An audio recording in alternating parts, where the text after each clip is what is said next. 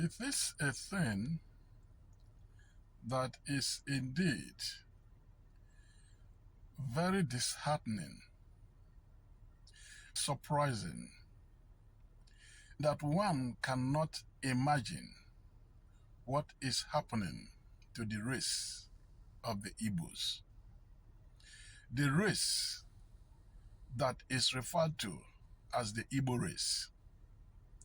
A people that surrounds them, even in the entire world, view and see them as the most wise people of great wisdom, intelligence, understanding, and knowledge. And of course, being referred to as the Jews of Africa.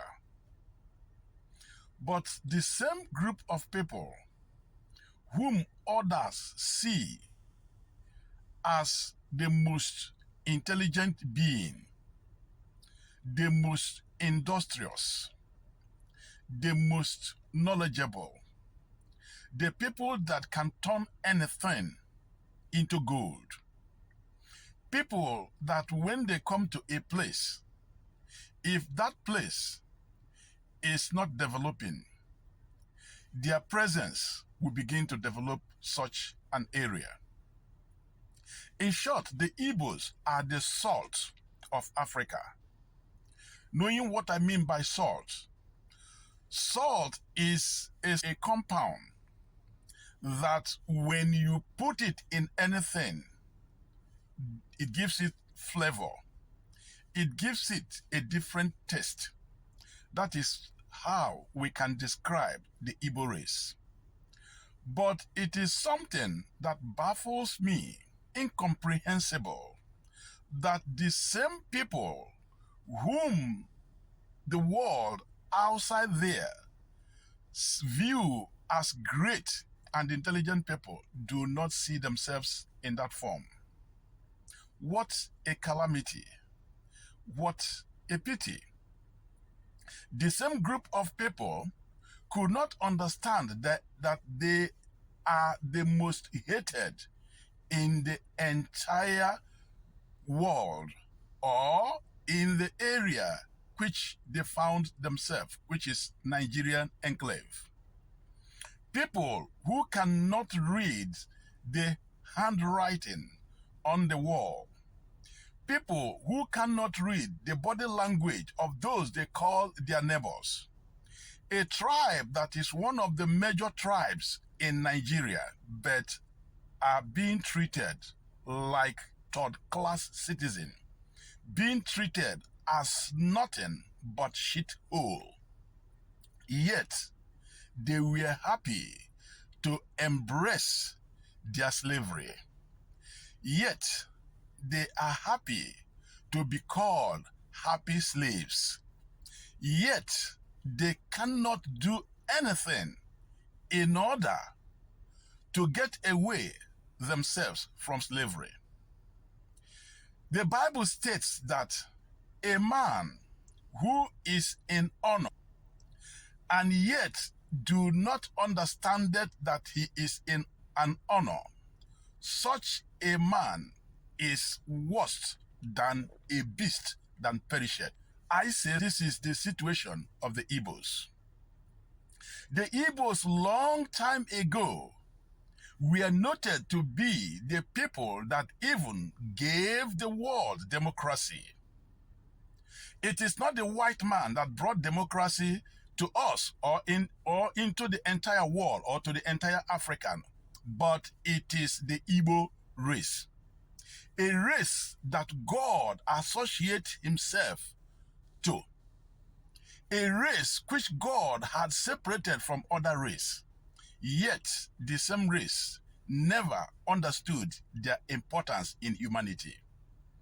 Rather, what they did is to support those who they look upon as people who are of no importance.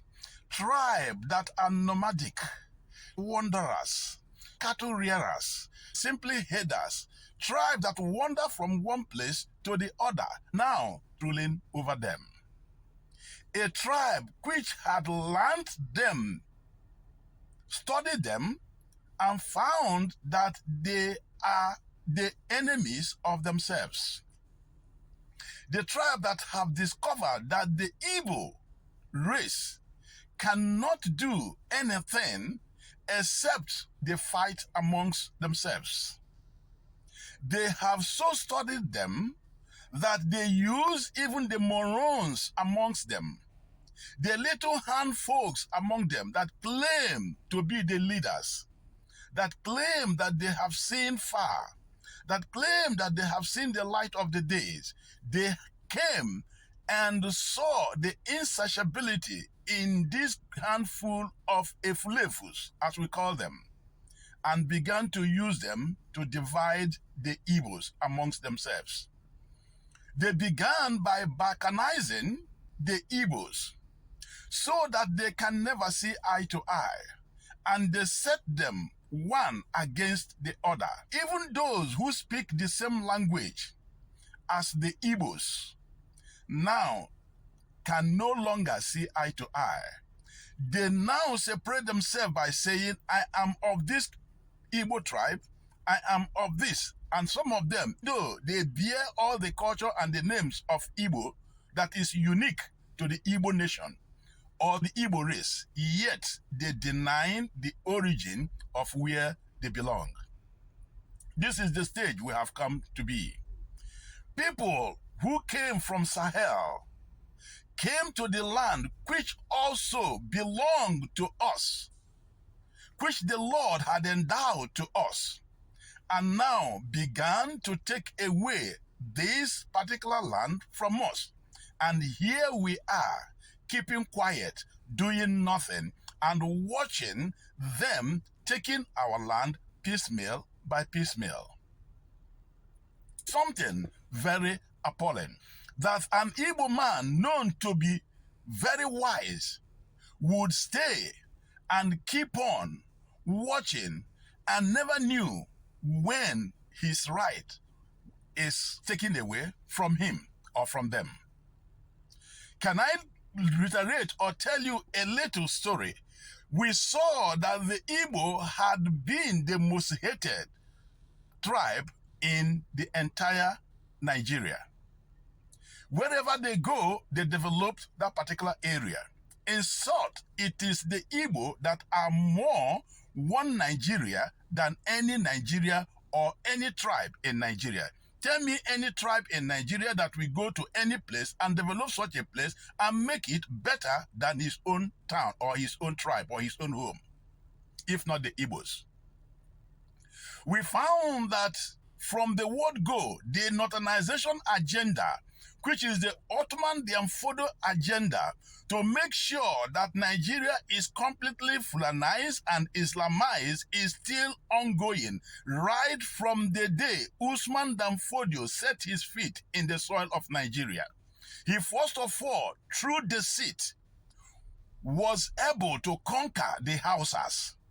And they began with the name Hausa Fulani, and eventually when they found that they have completely engulfed the Hausas, just like the parasite will live among his host, use his host as a support, and after he had gained ground, the parasite will simply finish up the host and take over the entire area where the host once occupied. These are the Fulanese. They came, and by British authority, seeing that the Igbo man do not like themselves, though they claim to know more or be in the group of people that are much more knowledgeable, but their knowledge is simply hearsay or mere knowledge that cannot be applied in whatever they do. Their knowledge is that they claim to have knowledge, but when it comes to the things where that knowledge should be applied, they become reprobate. Fulanization and Islamization of the entire Nigeria was embedded in every Fulani blood, in every Fulani man, in every Fulani tribe, and they saw Nigeria as their home, as their God-given home, and they must fight for it until they are able to acquire that land, which according to them, their father or their God, Allah, had given to them. And this land was being given to them by Othman Dan Fodio, who actually had a taste of this land and was able to conquer almost the entire north and even extended it to the Yoruba land today. But it was only the Igbos where they were unable to conquer. May I tell you that from generation to generation, this information, the northernization agenda, which is nothing but Islamization of Nigeria, is ongoing, and they continue to pass this particular agenda from one generation to the other.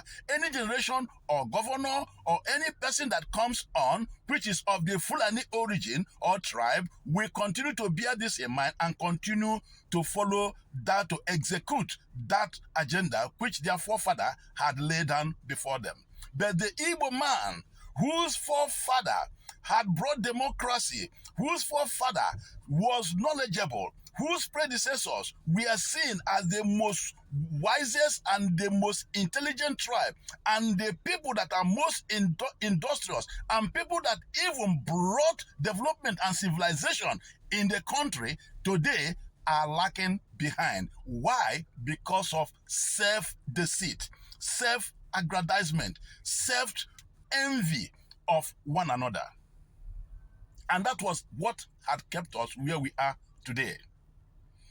I tell you, right from the fight of the independence, which Dr. Nnamdi Azikiwe, the first, I will say, in the contraption, Nigeria, was able to suffer all he could in order to make or to get to fight for independence on behalf of Nigeria. But today, being an Igbo man, he had also the same mentality of self-aggrandizement, selfishness, looking for oneness where there is no oneness, in spite of all the handwriting he saw that all his struggle to keep Nigeria one will not work. He never looked back and continued to fight for the entire unity of Nigeria. And today, where had that unity led the entire Nigeria and even the Igbo tribe?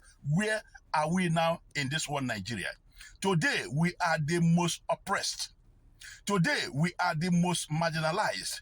Today, we are nobody in a country which we share with other tribes as a major tribe in the country. But today, we are nowhere to be found. And yet, those of us who claim that they are the elites, they are the governors, they are the professors, all they do is simply knowing themselves and no other body, and also using whatever they good, as long as it does not concern them, as long as they have gotten what they are looking for, as long as they can expand their territory, and without any hindrance, they decide to be servants of the Fulanese.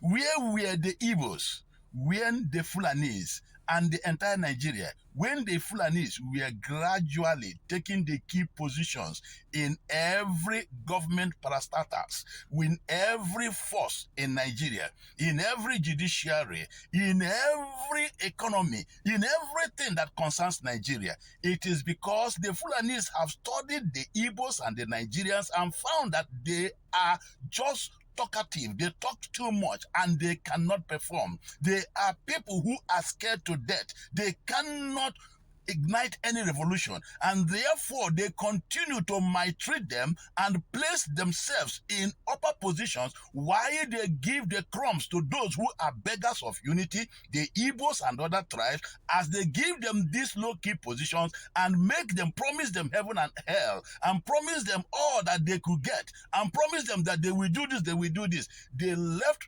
people who are foreigners to be now their leaders and their rulers. And when you look at these people, they are the most backward and illiterate people you can ever think of. Yet, in their mind, they are determined, and with deceit in their mind, they know what they are looking for. But today, the Igbos are nowhere to be found. Those of them whom God have raised among them to help to ignite the light of freedom, that they should free themselves, be a nation to themselves, people to themselves, and govern themselves. Yet the handful among them refuse to see this green light, only to be sabotaging every effort that is being made that the Igbos should be set apart from Nigeria. What a calamity. The Igbos is the greatest tribe that had suffered hell in Nigeria. In short, everything that is bad that is being done in Nigeria, the Igbos are the scapegoats. The Igbos were killed in the northern part of Nigeria, right even before we were born. The Igbos were killed even when, after the amalgamation of Nigeria in 1914 by Lord Lugard, the Igbos' blood was used to seal that amalgamation. The Igbo blood also were used in order to do anything that concerns the unity of Nigeria.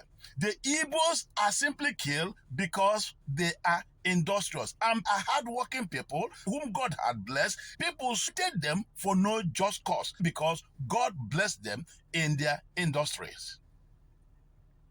The Igbos are killed in every part of Nigeria today, and they are the most hated. Any place they develop, those people will turn around and push them aside, drive them away from that area, collect their properties, not only collecting their properties, but also might treat the same people who had helped in developing even the area where they had been. No tribe in Nigeria had ever, name it the Yoruba, the Hausas, or even the minority tribe, that could go anywhere in Nigeria and live comfortably and help in the development of such an area, if not the Igbo people. Go to Lagos, go to the north, go to the south, go to the west. Everywhere that you have development is the Igbo people that does that. No other tribe do so. But do you know one thing? Though the Igbos are being slaughtered and being removed from one position or the other by crook or fair means, they also rejected the same group of people from not seeing the light of the day in administration in Nigeria for whatsoever, simply because a group of soldiers decided to plan coup in the year in 1966, which does not only concerns the Igbo, but for the corruption of the country, that the country will be good. Because a handful of the officers that operated this coup was Igbo, it was tagged to be an Igbo coup. And from there, Nigeria went haywire. And because of this coup, therefore, the first Igbo general, which is Aguiyi Ironsi, was slaughtered like a cow. There was great onslaught of the Igbo people down in the north and continued till this present day. What had the Igbo man done? Nothing. Simply the blessings of God. But what pains me much is that those who call themselves the so-called elite of the Igbos do not understand the handwriting on the wall, and they continue to foolishly to support those who are even maiming and killing their people and even putting them in the position where they are till present. Ojukwu saw this and decided to liberate his people from their suffering, and it was agreed on a condition in Ghana, which is on Aburi we stand, in order that Nigeria will go back to its regional state, where every region will be autonomous, where every region will man whatever they get and bring certain percentage to the center. But those in the north saw it because it wouldn't be beneficial, because already the Britain has already handed over Nigeria to them, because they are so loyal, because they knew that when it is given to anybody in the south or the Igbo man, that they will not be able to be harnessing our mineral resources through tricks. And therefore, by colonizing us, they knew that if an Igbo man or if somebody from the south that is given such position, that they, the Britons, or the British enclave or the British masters who now colonize us will no longer be benefiting from what they are gaining. Their only interest in Nigeria, which had been even their company, their supermarket, is for them to annex and plunder us and take every of our mineral to develop their area, and which is what is going on till today. But the Britain, even when the civil war came, because of the massacring of the Igbo, the Britain stood and supported the Northerners in order to make sure that we are annihilated, that they don't care how many millions of the Igbos were massacred or died during this civil war or during this opera, because it is their interest they are protecting to get the oil for their people. Whether the Igbo life die or the Igbo man die or the Igbo perish completely from or wipe out from the surface of the earth, it doesn't concern them. All that concerns them is that it is their interest. Therefore, every means of fighting this war is properly covered. Whatever they did was they keep on setting up propaganda here and there and calling the Igbos the rebel, those who do not want Nigeria to be in peace, but those who wanted to separate for no just cause, just because they want to be on their own. And they saw no reason why the Igbo should be separated from Nigeria. The only thing the Britain did was to annex the entire land of Biafra, helping the Northerners, the Nigerian or whomever that supported the civil war, and made sure that the Igbos are wiped out from the surface of the earth so that they can now continue to annex Nigeria as their supermarket. It is very appalling that after this war, we never learned anything. We were given only 20 pounds for every Igbo man, so that the Igbo man will remain perpetual poor on earth and will never amount to anything in Nigeria. But God, who had ever been with the Igbos, decided to help the Igbo man again, and they resurrected from nothing. Today, you can count, when you count the people that are more developed, if you count the people that are more rich, if you count the people that are more millionaire and billionaire, you will count and find it in the Igbo land. Today, when you come to Igbo land, it looks like even a kind of utopia on earth. Every mansion, even mansion that cannot be built elsewhere, you can see it in Igbo land. Yet, it attracts again nothing but the envy of the people. And the Igbos today are still being marginalized. Let me tell you people, whomever it may be, even the governors, even those Efulefu in the land of Igbo who thought that Biafra will not come, you are a joker. You are making a greatest mistake in your life. Because if you can read the handwriting on the wall, you will know that Ojukwu started this Biafran thing, or started this liberation of the Igbo man, using the word Biafra, which he never coined by himself, but agreed by the then Eastern region, and was called Biafra. If you do not know, you think that whatever you do, you are going to suppress this Biafra of a thing, or Igbo from freeing themselves from Nigeria. You are making a very big mistake, because God had already ordained it that the Igbo must be free from Nigeria. Look at all that is going on today in Nigeria. It will tell you that the hand of the Lord was in it. Ojukwu started this and invariably ended the whole thing the way it ended, with no victor, no vanquish. After Ojukwu had left this struggle, somebody else, Wazirike, took it up, began at a point again.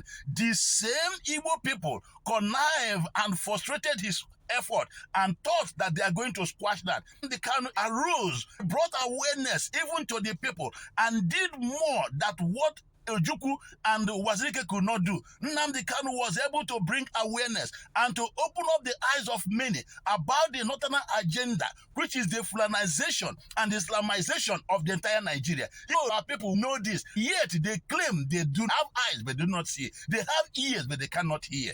I tell you, after all said and done, our people again began to talk about Nnamdi Kanu. He saw this, he saw that, including the Ohanese. All the Igbos, they gang up because they are so happy to be Islamized. They are so happy to be under the Fulanese. They are so happy to be in their one Nigeria that have benefited nothing for them. only individual and a pocket full of them who are enjoying their ill-gotten wealth. All their reason is that they have abundant wealth in so place, in so place, in so place. But may I tell you, there is nothing that is greater than freedom. Even during the war, we abandoned all this development. We abandoned all these properties in other land and yet retrieved back to our little enclave and was able to stood the Nigerian soldiers for 3 complete years without even proper weapon. God made us so tough and gave us the ability even to withstand them. A war that, according to Gowon, said will last for just 24 hours to wipe off the Igbo race, eventually became a war that lasted for 3 years. If it hadn't been for the combination of the total world power and others that have helped Nigeria, Nigeria would have gotten it very, very hot. I tell you, you don't play with such a tribe. If you think that the Biafra would be a thing of the past, a thing that are forgotten, a thing that is dead, according to some fools in Igbo land, I tell you, you are the greatest joker, because it is written and it is written. I tell you, if you do not know, when Nnamdi Kanu rose up, you did all you could. You sent in Nigerian soldiers to go and eliminate him and make sure that that fire is quenched, that nothing will be said about Biafra again. You saw how God miraculously delivered him, and invariably that struggle continues. As if that is not enough, you equally proscribe, and it is even the Igbo governors and the Igbo elite that first of all proscribe IPOB. It is not even the federal government, but it is the Igbo leaders that proscribe IPOB, thinking that when they do this, that will quench the fire and quench the spirit of seeking for the freedom of a nation, Biafra. Do you know that the more you quench the spirit, the more you do all you can, the more you walk around the clock, the more you plan every kind of evil, the more you go around to do things in a way that you think that you are going to suppress the coming of Biafra, the more the agitation is being fueled, the more the agitation was strong, the more the agitation begin to be popular, even in the world and beyond. That tells you, if you do not know what God had ordained, no man had the ability to say it shall not be so. Because who can say a thing and it come to pass when God had commanded nothing? I inform you that today you have succeeded through even the gullible followers of Nnamdi Kanu, and was able to kidnap him from Kenya and brought him to Nigeria. But ever since then, I ask you, how market? How was the market? You saw that you are holding Nnamdi Kanu is now useless and unfruitfulness unto you people. Remember, as you did this, somebody else by name Simon Ekpa, God said this man should pick up the mantle. And Simon Ekpa again continued from where Nnamdi Kanu stopped. And today you are seeing what is happening. Keep on fooling yourself. All you governors, all you elites, all you Ezes, all you Okwadikes in Igbo land, all you Obis, all you Nzes, all the thing you can do, keep on doing it until you see this fight. If you don't take time, you are going to cry, had I known. Because if you can read the handwriting on the wall, you see that the more you try to quench this fire, the more you are being ridiculed, the more you are exposing your stupidity, the more you people are clamoring for one Nigeria, the more your one Nigeria is crumbling. And the more your one Nigeria is telling you that that country can never be savaged. Why don't you trace your step back and look at your people? I wonder a group of people who are so deceitful, because the Bible says that the wicked keep on talking with his lip, but in his heart he will lay up deceit, and that deceit lays up in heart is covered with wickedness. When they speak fair, Please do not believe them, because there are 7 abominations in their heart, and very soon their wickedness will be exposed to the entire world. And this is what the governors of all the eastern region, or what we call the Igbo state, if I will put it that way, the Igbo state, the Anambra, the Imo, the Ebonyi, and the Enugu, you see all of them ganging up. Those of them who knew the truth, once ever they step feet as being a governor, they become antagonistic to a program that will set them and their 4 children and even their children unborn free. They will now begin to come against it.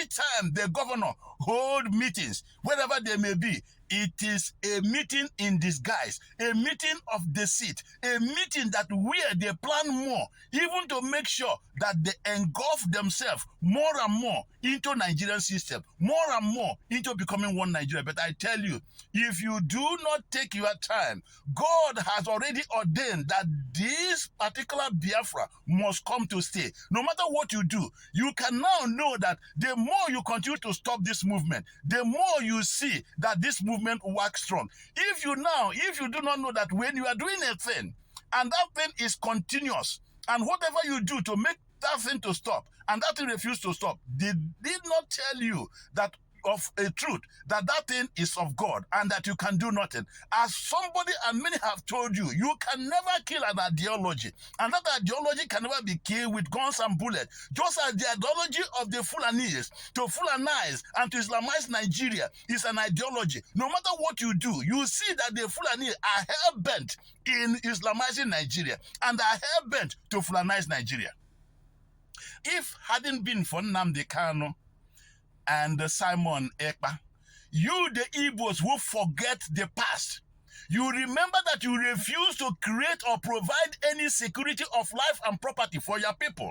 You never did it. All you did was looking like morons until other people were able to forestall security for their people, especially in the West. But the Igbo governors and the Igbo Okwadi case and the Igbo elite, they were all running helter-skelter until Nnamdi Kanu single-handedly was able to form an internal security, which is ESN, and was able to push back all the killings of the Fulanese headers in the land of Igbo. All of you have forgotten all this, that this man, if it hadn't been him, that you people will be no longer will have no place to stay. Look at even your governors. They are the people who are inviting in the soldiers whom we know are so polluted by terrorists amongst them. And yet you people cannot read the handwriting on the wall. You see, each time your power is to go and bring in your enemy so that they will have much access into your land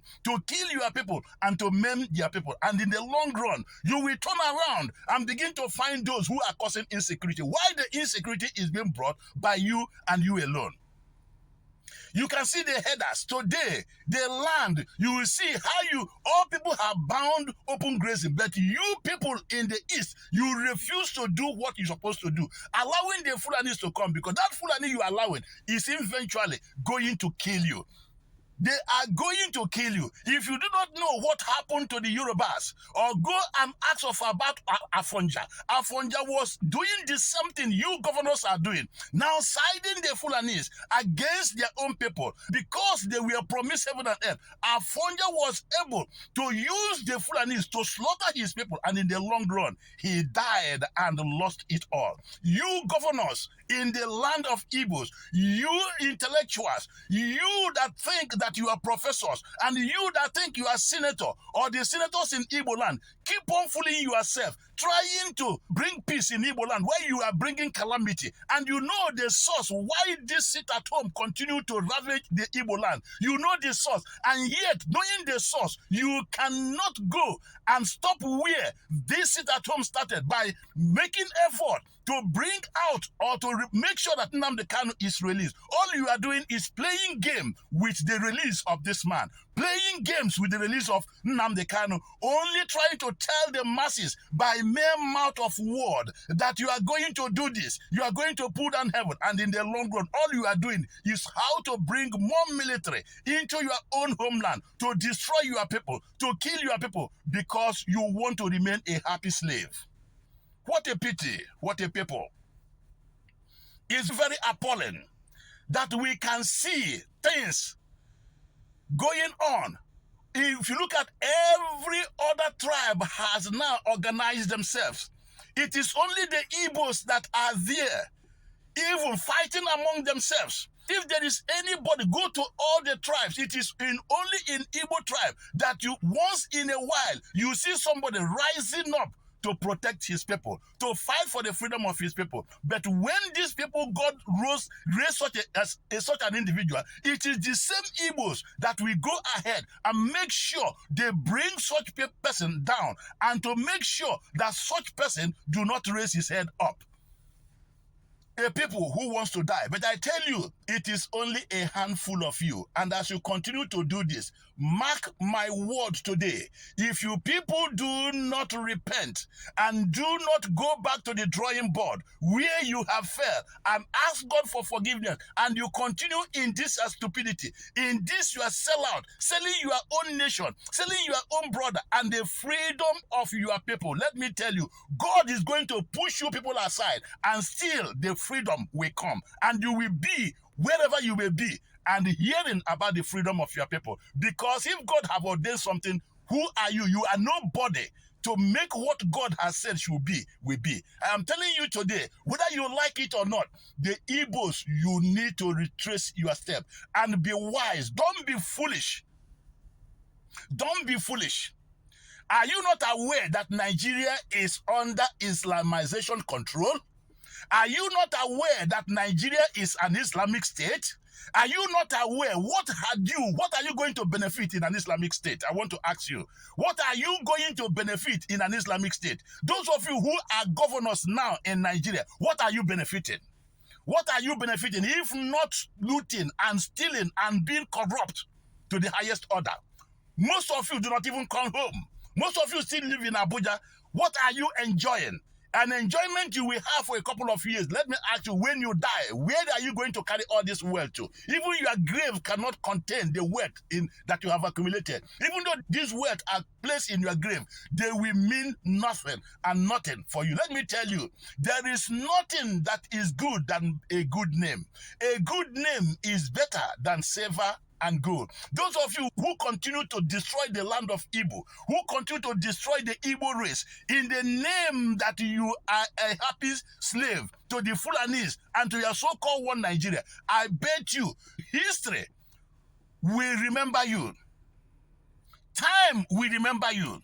Look at now, after Dr. Nnamdi Azikiwe had suffered to be the Zik of Africa, to be the Zik of this, let me tell you today, how far has he gone? How many people today remember Dr. Nnamdi Azikiwe, if not giving a mere shamble airport after his name? That is all he got. Does his people now reckon with him? Does his people know that he exists? Does even the entire Africa mention his name? Where in AAU or in African nation have you been seeing Nnamdi Azikiwe becomes a monument? So shall it be all of you who think that charity will not begin at home. Keep on fooling yourself and keep on deceiving the world, because you are now momentarily getting only for your belly and what you can eat. Those of them who had decided to sell Nnamdi Kanu, whether you like it or not, be it coming out with condition or no condition, God knows that man must be free. And if he's not going to be free, God knows that. And let me tell you, each time you talk about Simon Ekpa, you talk about this, you talk about this. This is a boy, a little boy who saw far than you people who claim to be elders.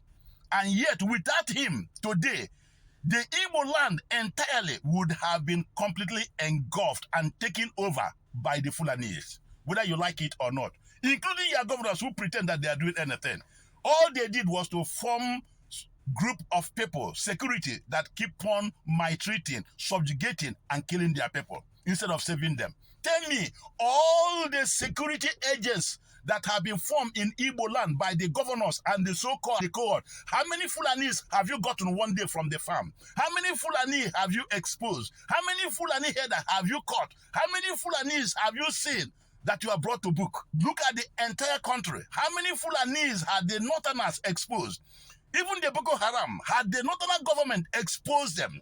How many times have you seen the northern government coming to open their mouth and expose even the leaders of the Boko Haram, those who are bandits, and those who are ISWAP and the rest of them, even all the terrorist group in the north? How many times have you seen their governors come to expose them? Only in Igbo land, people who are cursed by God. I tell you, if you like, keep on struggling and deceiving yourself. Biafra must come.